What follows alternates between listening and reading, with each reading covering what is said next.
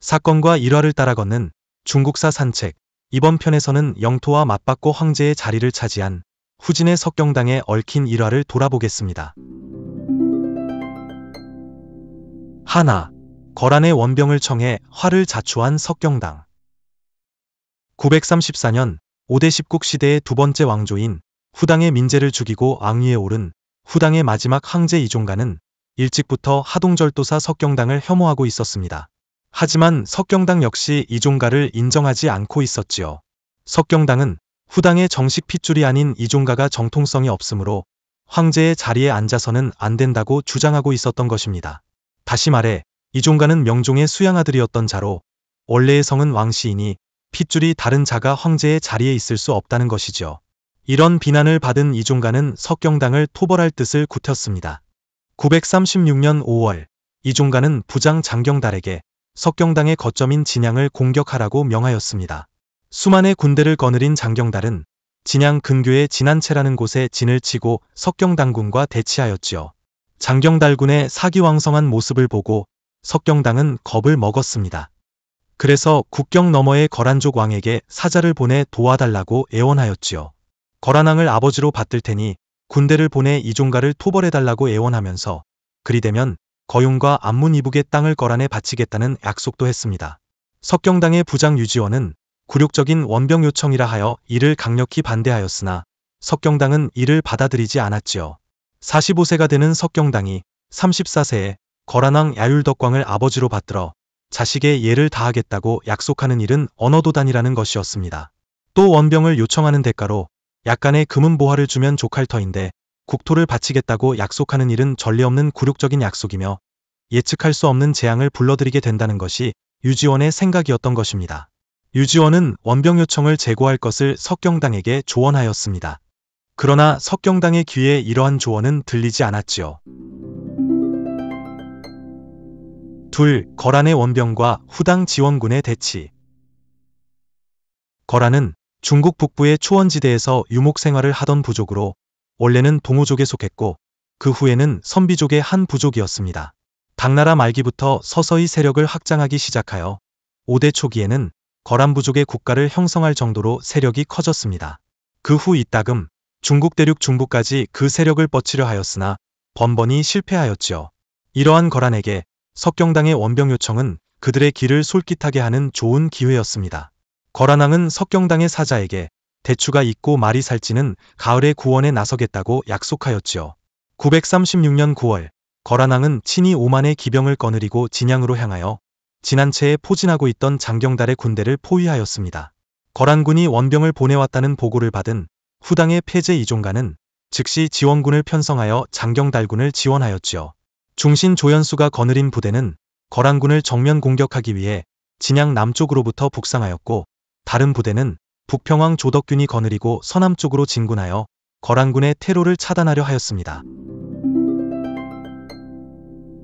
셋. 거란왕에게 눈물로 지원을 호소한 상유한. 한편 후당의 영토 깊숙한 곳까지 진격해온 거란군은 앞뒤에서 포위망을 압축해 들어오는 후당군에게 위협을 느꼈습니다. 거란왕이 불안에 떨고 있던 어느 날 북평왕 조덕균의 사자가 갑자기 거란왕을 만나러 왔습니다. 조덕균의 사자는 엄청나게 많은 보물을 거란왕 앞에 내놓으며 조덕균이 중원의 황제로 즉위할 수 있도록 도와달라고 부탁하는 것이었습니다. 거란군을 토벌하러 온 장수가 하라는 싸움은 안 하고 자신의 영달을 위해서 매국노적인 제안을 한 것이지요. 거란왕은 여러 가지를 검토한 끝에 이 조건을 수락하기로 하였습니다. 첩자로부터 거란왕의 이 같은 움직임을 보고받은 석경당은 크게 당황하였지요. 그는 급히 부장 상유한을 거란왕에게 보냈습니다. 상유한은 아침 일찍부터 밤늦게까지 거란왕의 수경지 장막 앞에 무릎을 꿇고 눈물을 흘리면서 석경당을 지원해 달라고 호소하는 것이었습니다. 이에 거란왕은 또 생각을 바꾸었지요. 한편 진안채에서 거란군에게 오랫동안 포위당하고 있던 장경달군 장병들의 사기는 점점 떨어지고 있었습니다.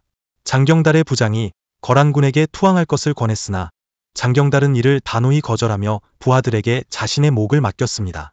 장경달은 잠시 후 그의 부장의 손에 죽고 부장 이하 모든 병사가 거란군에게 투항하였습니다. 한편 황제의 꿈이 산산조각난 조덕균은 노주까지 도망쳤다가 그곳에서 거란군에게 투항하였습니다. 결국 조덕규는 거란의 수도로 연행되어 죽었지요.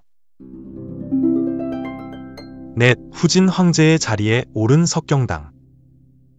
936년 11월 거란의 장수 정리필은 5천의 기병과 투항한 후당의 군사를 거느리고 진양에서 곧바로 낙양 공략에 나섰습니다.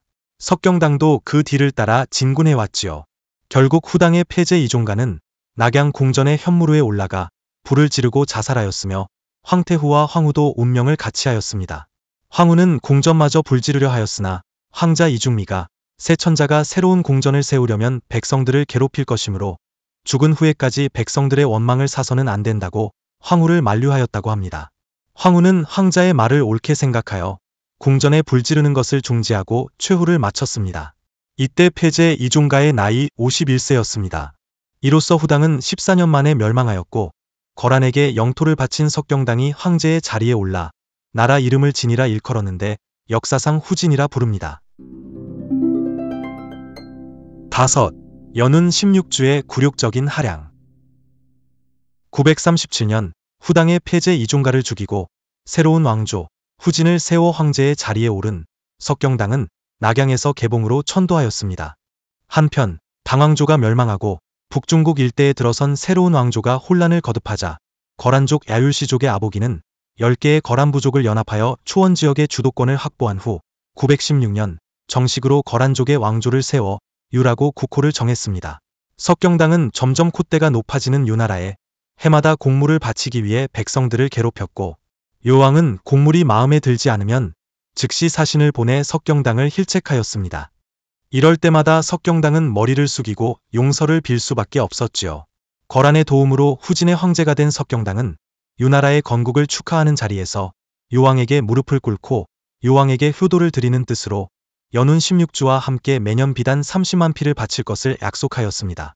938년 석경당은 자신의 표현대로 거란의 아버지 왕에게 연운 16주의 지도를 바침으로써 국토하량의 절차를 마쳤습니다.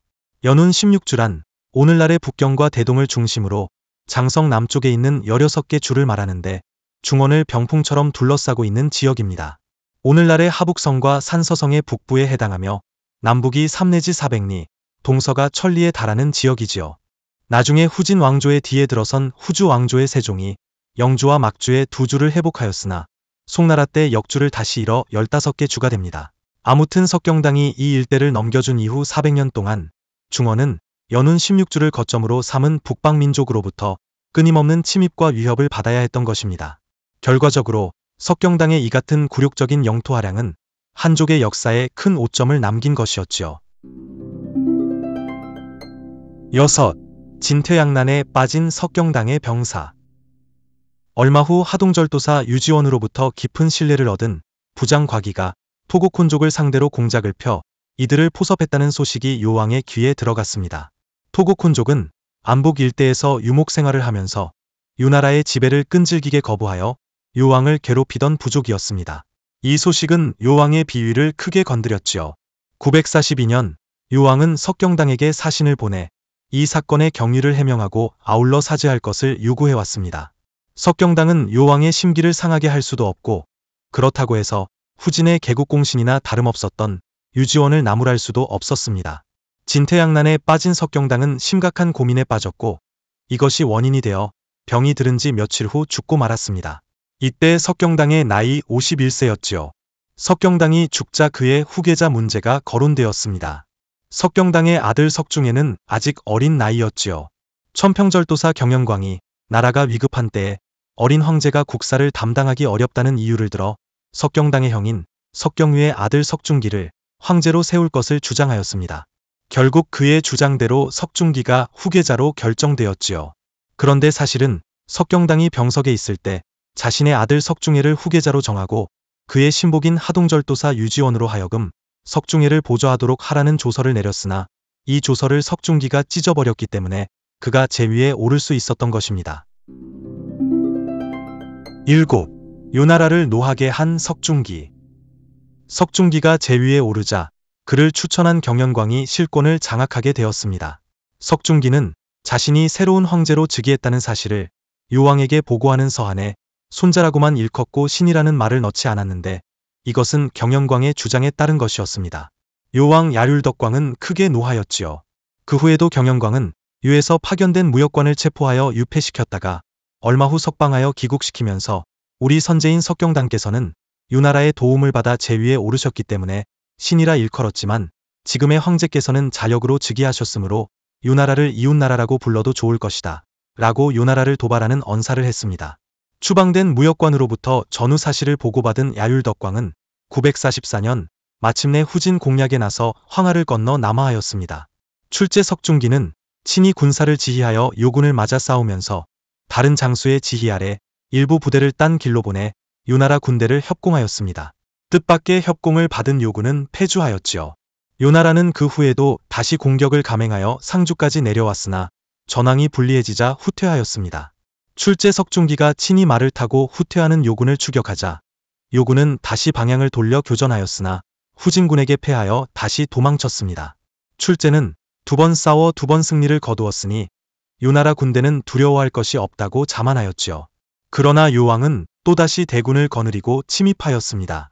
결국 후진군은 다시 쳐들어온 유나라의 군대에게 변변히 대항도 해보지 못하고 힘없이 항복하고 말았습니다. 8. 후진의 멸망과 후주의 건국. 이렇게 다시 쳐내려온 유나라 군대는 개봉을 점령하고 출제를 생포하여 유나라로 압송하니 후진은 겨우 11년 만에 멸망하고 말았습니다. 상유하는 죽임을 당하고 경영광은 자살하였으며 출제 일족은 유나라로 끌려가 쓸쓸한 여생을 보냈습니다. 후진이 멸망한 이듬해인 947년 정월, 요왕 야륜덕광은 개봉에서 황제를 칭하고 나라 이름도 대요라고 고쳐 장기간 중원을 지배할 야욕을 품었습니다. 하지만 유나라 군대가 개봉과 낙양 주변을 닥치는 대로 약탈하였기 때문에 이는 급기야 중원 백성들의 분노를 격화시켜 유나라의 세력을 몰아내기 위한 크고 작은 사건들이 잇따라 일어났으며 이는 각 지방으로 확산되어 갔습니다. 이 중 가장 큰 세력이었던 석경당의 옛 신복 유지원은 자신의 임지였던 태원에서 947년에 후한을 건국하고 군대를 이끌고 남하하여 개봉을 점령했습니다. 그러나 유지원은 다음 해 사망하고 차남 유승우가 뒤를 계승했지요. 어린 황제를 모시게 된 유지원의 측근들은 유승우에게 위협이 되는 무장들의 제거에 나섰습니다. 그러자 생명의 위협을 느낀 추밀사 과기는 군대를 일으켜 개봉을 점령하고 자신을 제거하려던 유승우와 그 측근들을 모두 없애버린 후 스스로 즉위하여 황제가 되었으니 이것이 5대의 마지막 왕조 후주였습니다.